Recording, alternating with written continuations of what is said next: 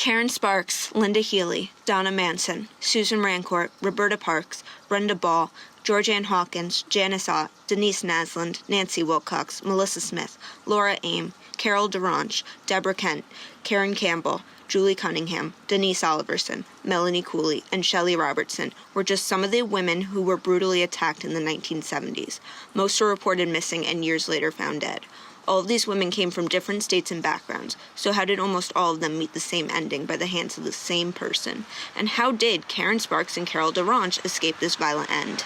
Karen Sparks is not only the first survivor, but is also the first victim. Victim is an 18-year-old University of Washington student. She has long brown hair and blue eyes. Victim was attacked in her home on January 4th, 1974. Victim's skull has been smashed in with a metal rod broken off of her bed frame. The victim was also raped, and the metal rod used to smash in her skull was rammed inside of her vagina. The force of this ruptured the victim's bladder. Approximately 20 hours after the attack, victim's roommate reported finding her. The roommate's report stated that the victim was found unconscious with her face and hair matted with dried blood. Victim was taken to a hospital and remained in a coma for 10 days. Victim awoke with no memory of the attack and is now suffering from permanent brain damage. January 31st, 1974. Victim is a 21-year-old University of Washington student. Victim is 5 foot 7 inches, 115 pounds, has long brown hair and blue eyes. Victim was last seen in her dorm building by her roommates. Roommates reported that at approximately midnight, victim stated she was going into her room to sleep. The roommates also reported that the victim's employer called in the morning to ask why the victim did not show up to work that day. According to the victim's roommates, this was unusual for the victim, so a roommate went into the victim's room to check on her. Roommate reported that the victim's room was neat and that the victim's bed was made, which is unlike the victim. Upon police inspection, the nightgown the victim was last seen in was stuffed into her closet with dried blood on the neckline. Police inspection also found blood on the pillow and head area of the victim's bed. At this time, a missing persons report has been released to the public, and foul play is not suspected. March 12, 1974. Victim is a 19-year-old Evergreen State College student.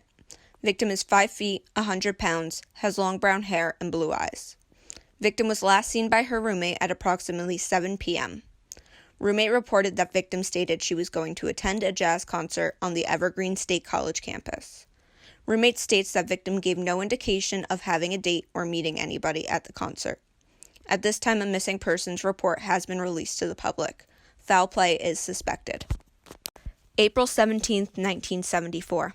Victim is an 18-year-old Central Washington State College student. Victim is 5 feet 2 inches, 120 pounds, has long blonde hair and blue eyes. Victim was last seen at a college meeting for potential future resident assistance. She left this meeting at approximately 10 o'clock p.m. to return to her dorm room, but never arrived. At this time, a missing persons report has been released to the public. Foul play is suspected. May 6, 1974. Victim is a 20-year-old Oregon State College student. Victim is 5 foot 7 inches, 125 pounds, has long ash blonde hair and blue eyes. Victim was last seen leaving her dorm building to go to a coffee shop with some of her friends. The victim's friends reported that she never arrived. Victim was upset at the time of disappearance due to her father's recent heart attack, as well as her recent breakup with her boyfriend. At this time, a missing persons report has been released to the public.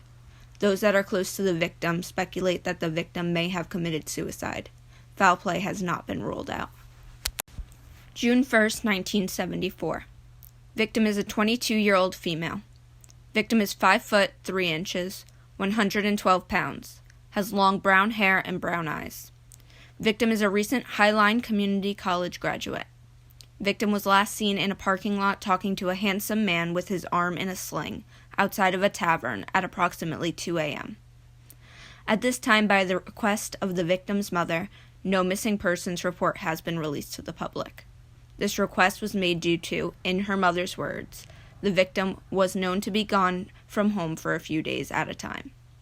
The request was approved due to no apparent linkage to the other recent disappearances of young women. June 17, 1974. Victim's mother has at this time decided to release a missing persons report to the public. Foul play is suspected. June 10th, 1974.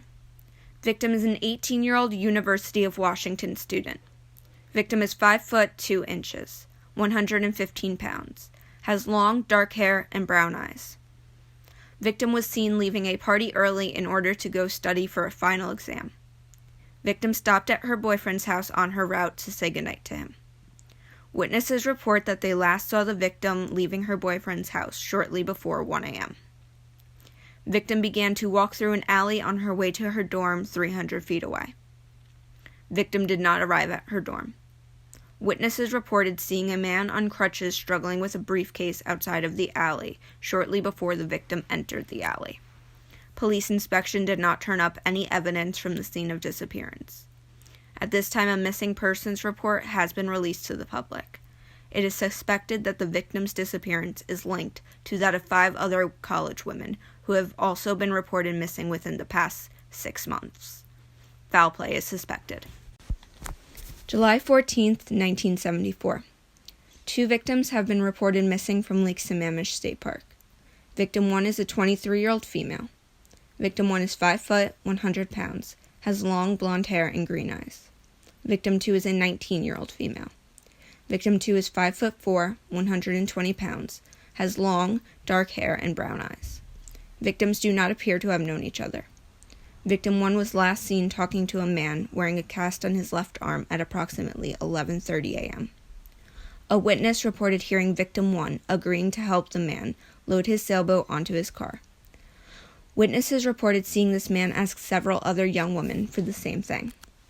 One young woman who was approached had initially obliged to this request. However, she changed her mind when she arrived at the man's vehicle and there was no sailboat in sight.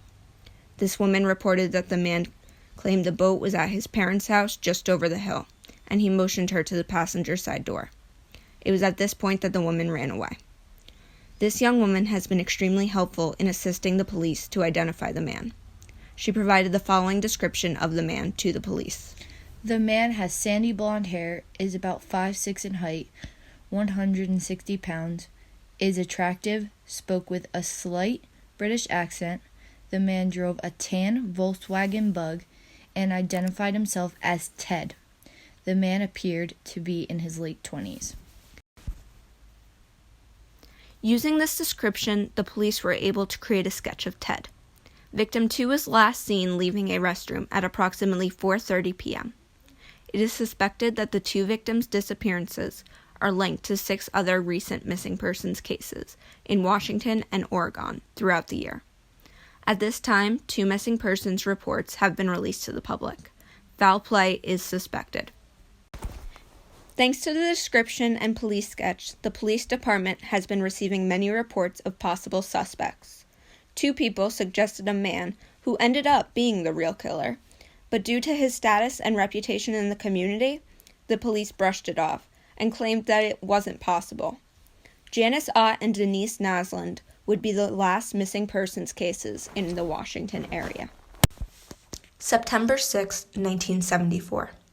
The femur and several of the vertebrae of Georgianne Hawkins, who went missing from her college campus in June 1974, has been discovered near a service road in Issaquah, Washington, 17 miles away from where she disappeared. October 2, 1974. Victim is a 16-year-old Olympus High School student. Victim was reported missing from Holiday, Utah. Victim was 5 foot 6 inches, 120 pounds, has long blonde hair and brown eyes. The victim had left her house to buy a pack of gum. Victim was last seen riding in the passenger seat of a tan Volkswagen Bug. At this time, a missing persons report has been released to the public. Foul play is suspected. However, the possibility that the victim has run away has not been ruled out. October 18, 1974. Victim is a 17-year-old Hillcrest High School student. Victim was reported missing from Midvale, Utah. The victim is 5 foot 3 inches, 105 pounds, has long brown hair and hazel eyes. Victim was last seen leaving a local pizzeria where she had met a friend. The victim's friend reported that the victim left at approximately 9:30 p.m. and was walking in the direction of her home. At this time, a missing persons report has been released to the public. Foul play is suspected. October 27th, 1974. Victim of October 18th's nude body has been discovered at approximately 4 o'clock p.m. in Summit Park. The victim's head has been severely beaten in, causing hemorrhaging and a skull fracture. The victim's body has been brutally battered prior to death. Furthermore, the victim was raped and sodomized. No vaginal or anal injuries present. A comb used to groom the victim's pubic hair has been taken into evidence. Cause of death is brain hemorrhaging and strangulation by a nylon stocking found at the scene. No alcohol or drugs were found in the victim's system. No traces of carbon monoxide were found in the victim's system. This indicates that the victim was not put in the trunk of a vehicle. Victim had been dead from 48 to 72 hours prior to her body being discovered. October 31st, 1974. Victim is a 17-year-old female. Victim is no longer a student and has dropped out of her high school. Victim has been reported missing from Lehi, Utah. The victim is 6 foot, 115 pounds, has long, dark hair and brown eyes. Victim was last seen leaving a Halloween party alone at approximately midnight. Victim's family did not suspect that the victim was missing until 4 days after her disappearance. The victim has been known to hitch rides to places. It is suspected that the victim did this on the night of her disappearance. A missing persons report has been released to the public. It is suspected that the victim's disappearance is linked to that of 2 other missing teenagers, one of which has been found deceased. Foul play is suspected. November 27th, 1974. Victim of October 31st's nude body has been discovered in American Fork Canyon. The victim's head has been severely beaten in, causing a deep cut on the back of the victim's head, a fractured skull, and a broken jaw. The victim's face is beyond recognition. She has been identified by unique scars on her body, which she had gotten during childhood. The victim's body has been brutally battered prior to death. It has been determined that the weapon used was an iron crowbar or a pry bar. Furthermore, the victim was raped and sodomized. Many vaginal and anal injuries were present. Cause of death is brain hemorrhaging and strangulation by a nylon stocking. November 8th, 1974. We have received news of 2 victims. Victim 1 arrived at the police station to report a man who had attempted to abduct her. Victim 1 is an 18-year-old, 5 foot 3 inches, has long, dark hair, and blue eyes. The victim reported that a man, who identified himself as a police officer, approached her in the mall. He claimed that her car had been broken into and that she needed to come with him to the police station. Victim 1 noted the smell of alcohol on the man's breath, but agreed and got into the man's car. The man pulled the car over near an elementary school, where the man proceeded to handcuff one of Victim 1's wrists, pulled out a gun, and threatened her life. Victim 1 states that she and the man fought, and that the man had a crowbar that he tried to attack her with. Victim 1 escaped and found an elderly couple who drove her to the station. Victim 1 has provided a description and assisted with the creating of a police sketch of the man. Victim 1 is from Salt Lake City, Utah. Victim 2 is a 17-year-old female from Bountiful, Utah. Victim 2 is 5 foot 1 inches, 110 pounds, has long brown hair and brown eyes. Victim 2 was last seen leaving a high school play at approximately 10:10 p.m. to take the family car and pick up her brother. Witnesses reported that they heard 2 short, terrified screams that sounded like they were coming from someone in moral terror. These witnesses reported going outside to investigate, but found nothing, so they went back inside. Upon investigation, police found a small key in the parking lot where Victim 2 went missing. This key fits perfectly into the handcuffs on Victim 1. No other evidence was present. At this time, a missing persons report has been released to the public, as well as a police sketch of the suspect. Foul play is suspected. Deborah Kent would be the last of the missing persons cases in Utah. January 12, 1975. Victim is a 23-year-old female. Victim is 5 foot 4 inches, has long brown hair and brown eyes. Victim was last seen in Aspen, Colorado at approximately 8:30 p.m., exiting an elevator to go to her hotel room on the 2nd floor to retrieve a magazine while her fiancé and his children waited for her in the lobby. Police inspection yielded no evidence. At this time, a missing persons report has been released to the public. Foul play is suspected. March 17, 1975. Victim of January 12th's nude body has been discovered in a blood-stained snowbank almost 3 miles away from the location of disappearance. Victim's head has been severely beaten in with a blunt object, fracturing her skull. The victim's body was brutally battered and severely cut with a knife. The victim's body has been partially destroyed by wild animals. The autopsy shows the possibility that the victim was raped. Cause of death is blunt force trauma to the head and strangulation. The coroner has established that the victim was killed approximately 2 hours after she was last seen. March 3, 1975. Green River Community College students discovered a skull on Taylor Mountain, just east of Issaquah, Washington, and gave police the location where they found the skulls and other skeletal remains of several of the missing girls from the past year. Among the remains uncovered are 4 skulls, 4 jawbones, the upper portion of a skull, a piece of a skull crown, a loose tooth, bone fragments, and light brown hair. The remains were identified as belonging to Linda Healy, who disappeared from her dorm in January 1974, Susan Rancourt, who disappeared while walking to her dorm room in April 1974, Roberta Parks, who disappeared on her route to meet her friends at a coffee shop in May 1974, Brenda Ball, who went missing from a parking lot outside of a tavern in June 1974, Janice Ott and Denise Nasland, who both went missing from Lake Sammamish State Park in July 1974. March 15, 1975. Victim is a 26-year-old female. Victim is 5 foot 5 inches, 110 pounds, has long brown hair and brown eyes. Victim was last seen in Vail, Colorado at approximately 9 o'clock p.m., walking from her home to meet friends at a local tavern. The victim never showed up. At this time, a missing persons report has been released to the public. Foul play is suspected. April 6, 1975. Victim is a 25-year-old female. Victim has been reported missing from Grand Junction, Colorado. Victim is 5 foot 4 inches, 105 pounds, has long brown hair and blue eyes. The victim had fought with her husband and decided to ride her bike to her parents' house.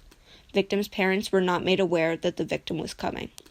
The victim's husband states that when she did not return in the evening, he thought that she was still angry and decided to stay at her parents'. The victim was not reported missing until the next day. At this time, a missing persons report has been released to the public. Foul play is not suspected. April 7, 1975. Victim's bike and sandals have been discovered by a search party. Foul play is now suspected. April 15, 1975. Victim is an 18-year-old Nederland High School student. Victim was reported missing from Nederland, Colorado. Victim has long brown hair and brown eyes. The victim was last seen trying to hitchhike home from her high school, which is not uncommon for her. The victim never arrived at her house. At this time, a missing persons report has been released to the public. Foul play is suspected. May 2, 1975. Victim of April 15th's body has been discovered by county road workers at Coal Creek Canyon, 20 miles from the victim's high school. The victim's pants have been pulled down to her ankles. The rest of the victim's clothing is perfectly in place. The victim's hands have been tied together by a yellow nylon cord wrapped several times. The victim's head has been severely beaten in with a blunt object, most likely a large stone. The victim's skull has been severely broken in many parts. The victim has been raped. Cause of death is strangulation by a dirty pillowcase found twisted around the victim's neck at the scene. July 1, 1975. Victim is a 24-year-old Red Rocks Community College student. Victim is 5 foot 8 inches, 150 pounds, has long brown hair and brown eyes. Just before her disappearance, the victim was fighting in the car with her boyfriend. The victim proceeded to get out of her boyfriend's car and claimed she was going to hitch a ride home. The victim never made it home. At this time, a missing persons report has been released to the public. Foul play is suspected. August 21, 1975. Victim of July 1st, naked body has been discovered. The body was found in the Willie Mae mines by 2 mining students. The body is too decomposed to determine a conclusive cause of death. On August 16, 1975, the man responsible for these disappearances and murders was arrested in Salt Lake City, Utah, for failure to stop for a police officer. The vehicle was originally pulled over for erratic driving, but upon police inspection, the tan Volkswagen Bug seemed to have many tools for a burglary, and items were taken in as evidence, despite the man's insistence that the items were unrelated. The man claimed that he had found some of the items that night, and the other items were for skiing. The more the police looked into the man they had arrested, the more sure they were that they had found the man responsible for the disappearances and murders that have occurred within the past year and a half in Colorado, Utah, Washington, and Oregon. Unfortunately, they had to release the man despite this, but was rearrested 6 days later. They were so sure they were correct that they placed the man in a lineup in October 1975 and requested that Carol Durange, the woman who just barely escaped her death in November 1974, to come down to the police station and look at the lineup to see if she could identify any of the men as her attacker. But how were the police so sure that they had the right guy? The answer is simple: criminal profiling. Rather than focusing on one of these instances, let's look at all of them at once. Let's begin with the victims. All of the victims were white females between the ages of 16 and 26. The victims all had long, straight hair parted in the middle on the days of their disappearance. Most had brown or dark hair and brown eyes, and all of the victims had slender build. Due to how similar the victims are, it is clear that they were not random. The perpetrator had an ideal victim in their mind, and when they went out, they would find a target who closely fit this look. The ideal victim's look would most likely be based on a female that the perpetrator knew personally, perhaps a relative or someone they shared an intimate relationship with. Next, let's analyze the locations in which the disappearances happened. The first 4 victims were in Washington state. Then there was a singular victim in Oregon. After the Oregon disappearance, there were 4 more victims in Washington state. At this point in time, the police in Washington have acquired a description of the suspect and have made a sketch. After a few months, disappearances begin once again, with 5 victims in Utah, one of which survived and was able to provide a description and assist in creating a sketch, and once again, the disappearances stopped. A couple of months later, they will resume in Colorado with 5 more victims. This information provides many details about the offender. First, we see that they are geographically transient, as they travel from place to place to commit their crimes. We also know that because they are geographically transient, they will have a car in good condition. We also see that as the police in the state get closer to identifying the perpetrator, the crimes stop for several months and resume in a different state. This shows that the perpetrator had been keeping a close eye on the media and police investigations. It is likely that the perpetrator is a police groupie and shows interest in police work.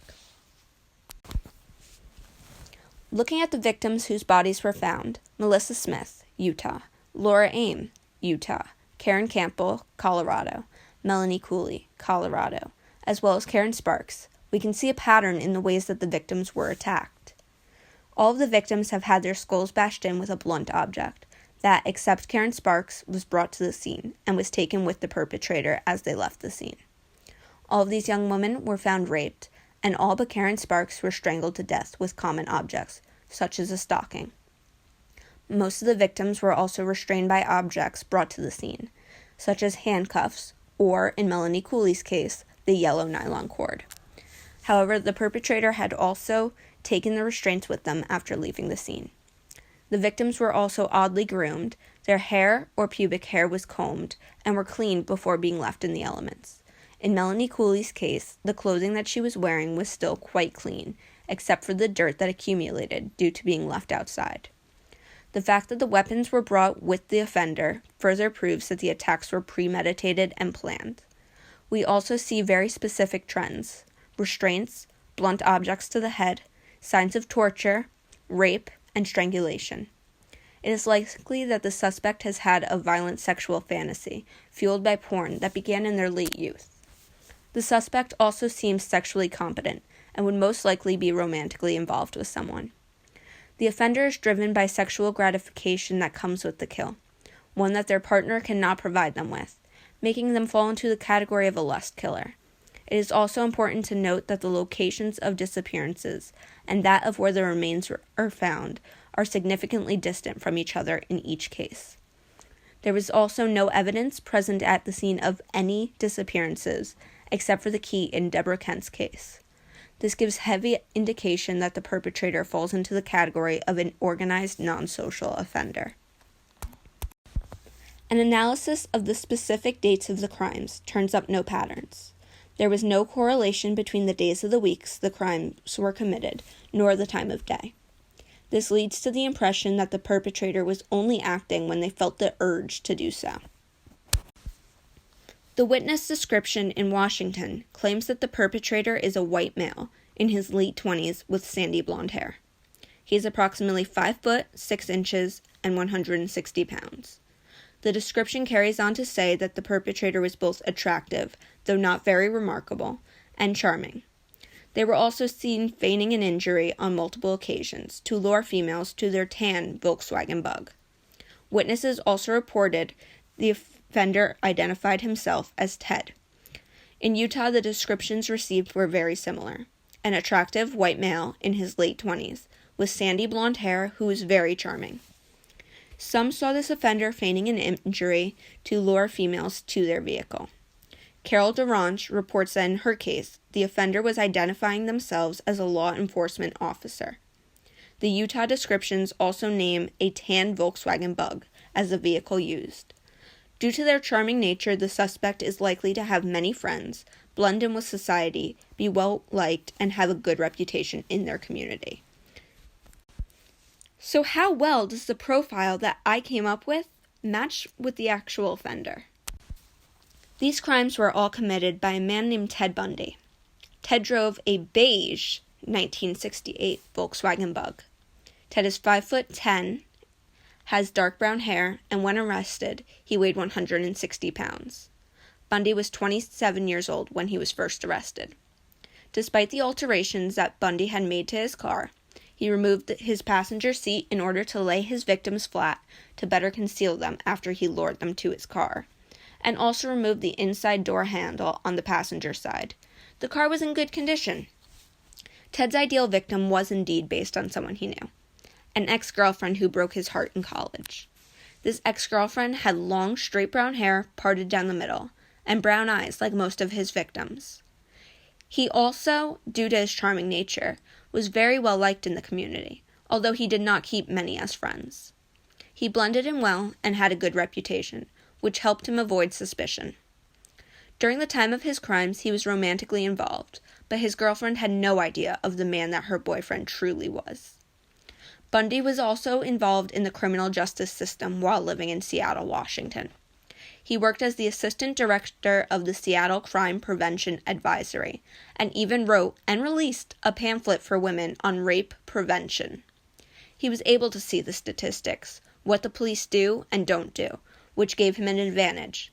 It helped him learn what he had to do to get away with his crimes. However, once Ted began his life of crime, he no longer had a connection with the police. Instead, he watched the information through the media, and even had conversations about it with his girlfriend. She said that she would read an article about the cases, and they would discuss it at home and joke around about how he kind of matched the description of the man, but he would respond that he could never do anything like that. Although attractive, he had a very chameleon-like face. He took advantage of this to make it more difficult for police to identify him. With one simple change, such as growing a beard or concealing a birthmark, he could look like an entirely different person. Ted's crime span was affected by the amount of crimes he committed. The more he did, the more addicted he got, and the faster he would get an urge to act again. Once he got the urge, he went and kidnapped and ultimately murdered another young woman. Ted was identified as an organized non-social offender and a power control killer for his need to assert dominance and control over his victim to be satisfied. Ted claimed that he had a fantasy driven by porn during his preteen years, but it is believed that this could have been a manipulation in an attempt to stall his ultimate execution.